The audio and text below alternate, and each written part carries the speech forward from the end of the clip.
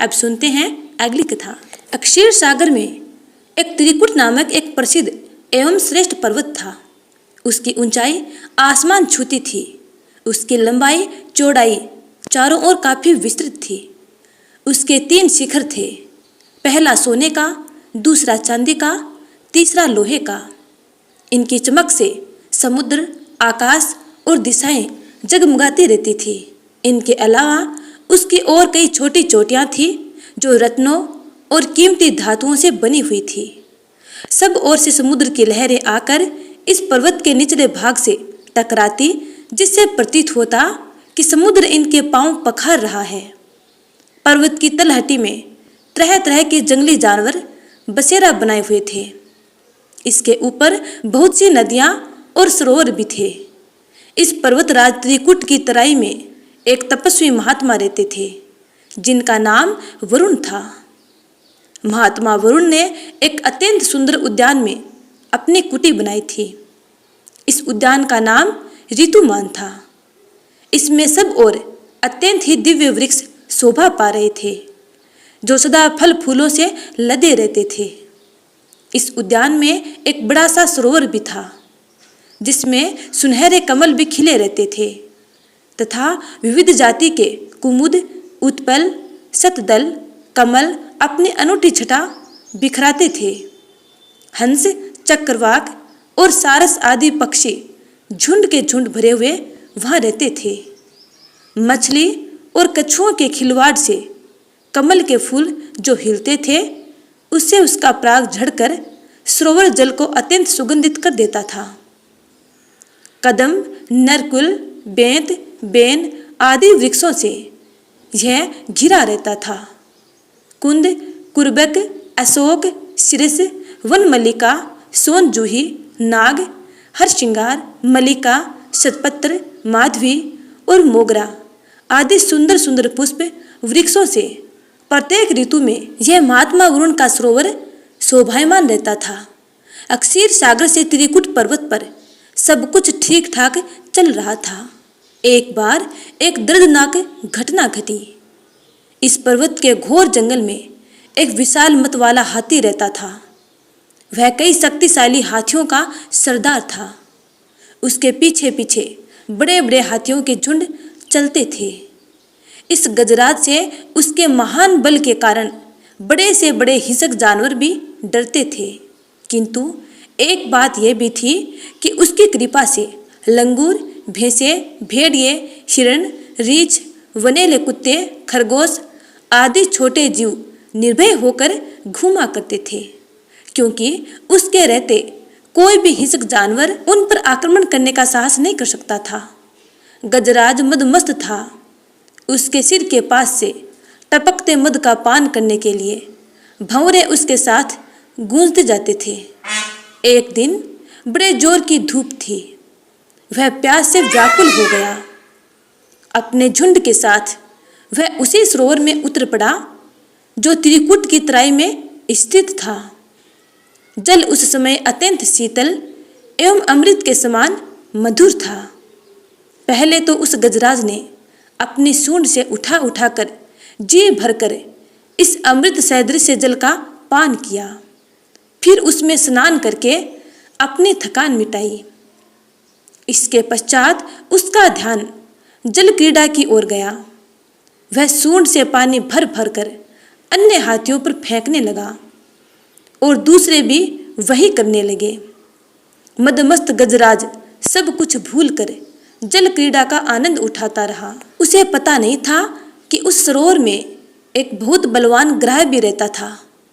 उस ग्राह ने क्रोधित होकर उस गजराज के पैर को जोर से पकड़ लिया और उसे खींचकर सरोवर के अंदर ले जाने लगा। उसके पैने दांतों के गड़ने से गजराज के पैर से रक्त का प्रवाह निकल पड़ा, जिससे वहां का पानी लाल हो गया। उसके साथ के हाथियों और हथिनियों को गजराज की इस स्थिति पर बहुत चिंता हुई। उन्होंने एक साथ मिलकर गजराज को जल से बाहर करने का प्रयास किया, किंतु वे असफल रहे। वे घबराकर जोर जोर से चिंघाड़ने लगे।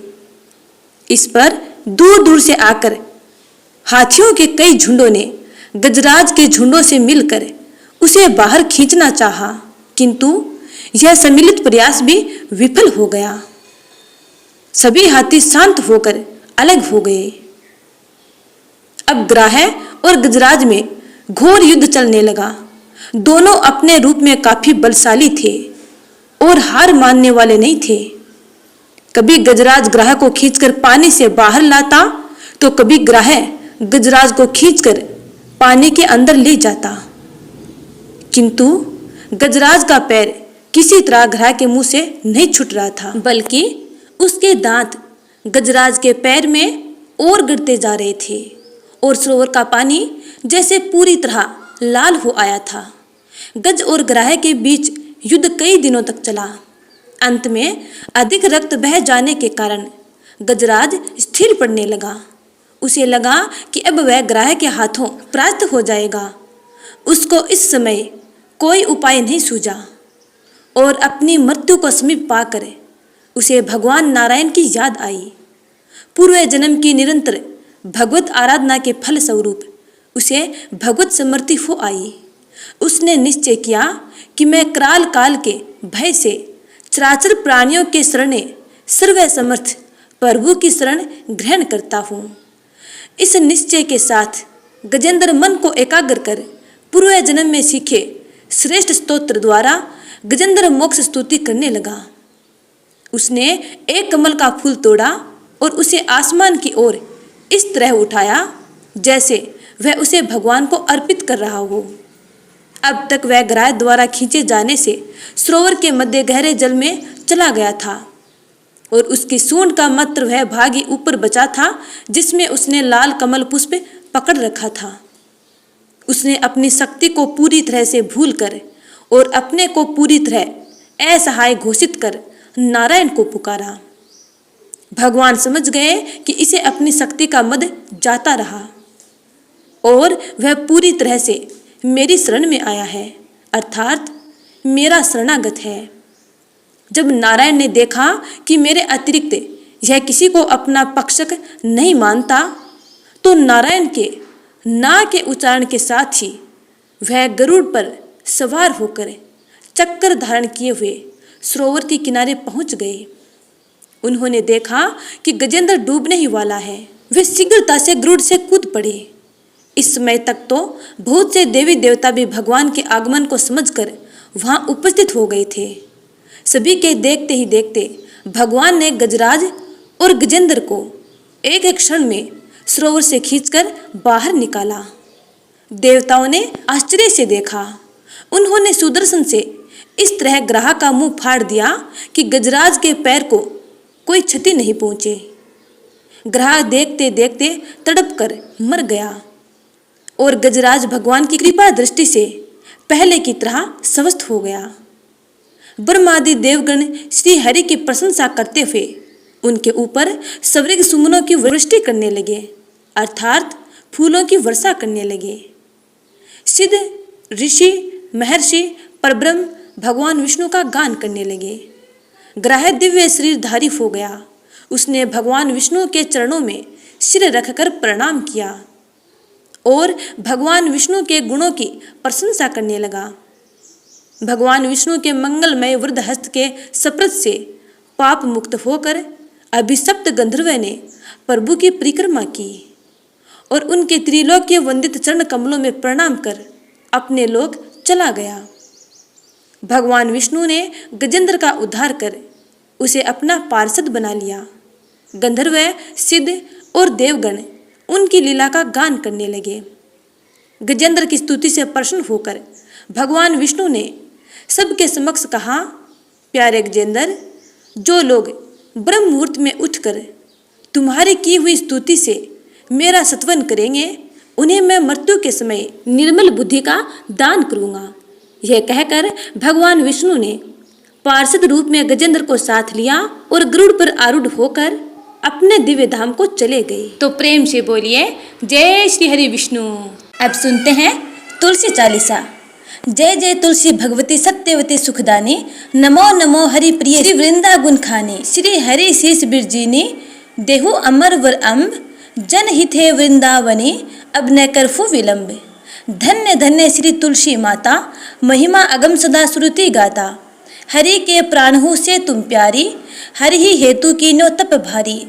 जब प्रसन्न है दर्शन दीन्यो तब कर जोरी विनय उस कीन्यो। हे भगवंत कंत मम होहु दीन जानी छन्नी छाड़ाहु छोहु। सुने लक्ष्मी तुलसी की बानी दीनो श्राप कदर पर आनी। उस अयोग्य वर मांगन हारी होहु विटप तुम जड़ तनुधारी। सुने तुलसी हियम श्रोप्यो ते ही ठामा करहु वास्तु नीचन धामा। दियो वचन हरि तब तत्काला सुनहु सुमुखी जनी होहु बिहाला। समय पाई वरो पाति तोरा पूजिहो आस वचन सित मोरा। तब गोकुल मह गोप सुदामा तासु भई तुलसी तू पामा। कृष्ण रास लीला के माही राधे सक्यो प्रेम लखि नाही। दियो श्राप तुलसी है तत्काला न लोक ही तुम जन्मो बाला। यो गोप वह दानव राजा शंख चूड़ नामक सिरताजा। तुलसी भई तासु की नारी परम सती गुण रूप अगारी। अस दवे कल्प बीत जब गयो कल्प तृतीय जन्म तब भयउ। वृंदा नाम भयो तुलसी को असुर जलंधर नाम पति को। करी अति द्वंद्व अतुल बल धामा लीना शंकर से संग्रामा। जब निज सैन्य सहित शिवहारे मरही न तब हर हरि पुकारे। पतिव्रता वृंदा थी नारी को न सके पति ही संघारी। तब जलंधर ही भेष बनाई वृंदा डिग हरि पहुँचो जाई।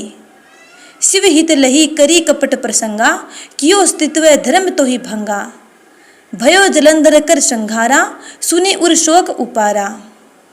धी क्षण दियो कपट हरि तारी लखी वृंदा दुख गिरा उचारी। जलंधर जस हत्यो अभिता सोई रावण तस हरि सीता। अस प्रस्त्र सम हृदय तुम्हारा धर्म खंडी मम पति ही संघारा। यही कारण लही श्राप हमारा होवे तनु पासान तुम्हारा। सुनी हरि तुरत ही वचन उचारे दियो श्राप बिना विचारे। लख्यो न निज करतूति पति को छलन चह्यो जब पार्वती को। जड़मती तुहु अस हो जड़ रूपा जग में तुलसी विटप अनूपा। ढगव रूप हम साली ग्रामा नदी गंडकी बीच ललामा। जो तुलसी दल हम ही चढ़ई है सब सुख भोगी परम पद पई है। बिनु तुलसी हरि जलत शरीरा अति से उठत शीस उर पीरा।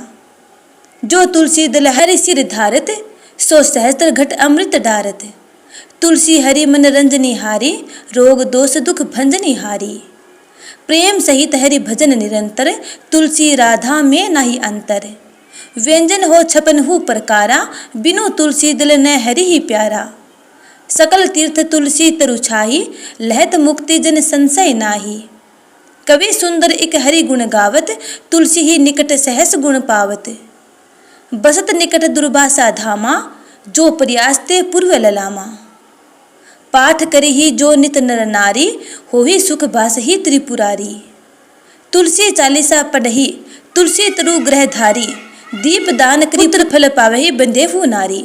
सकल दुख दरिद्र हरि हार हवे परम प्रसन्न आसिय धन जन लड़ही ग्रह बस ही पूर्णा अत्र। लाही अभिमत फल जगत मह लाही पूर्ण सब काम जय दल अरप ही तुलसी तह सहस बस ही हरि राम। तुलसी महिमा नाम लख तुलसी सुत सुख राम मानस 40 रचो जग में तुलसीदास। आप जानते हैं